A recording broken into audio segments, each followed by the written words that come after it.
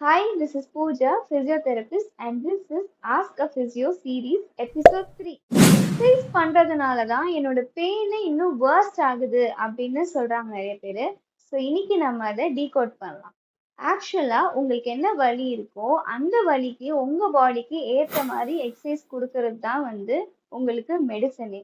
Exercise பண்றதுனால targeted மூவ்மெண்ட்னால உங்களுக்கு particular group of muscle மட்டும்தான் ஆக்டிவேட் ஆக போகுது.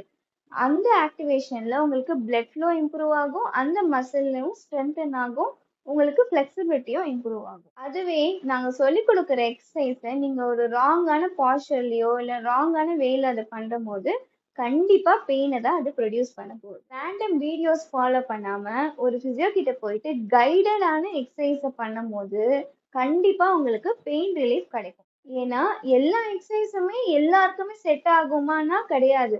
உங்களுக்கு என்ன எக்ஸசைஸ் தேவையோ அதை கைடடா கொடுக்கறது தான் பிசியோதெரபிஸ்டோட வேலை. தப்பா எக்ஸசைஸ் பண்றது எவ்வளவு தப்போ அதே மாதிரி எக்ஸசைஸே பண்ணாம இருக்கிறது அதை விட பெரிய தப்பு.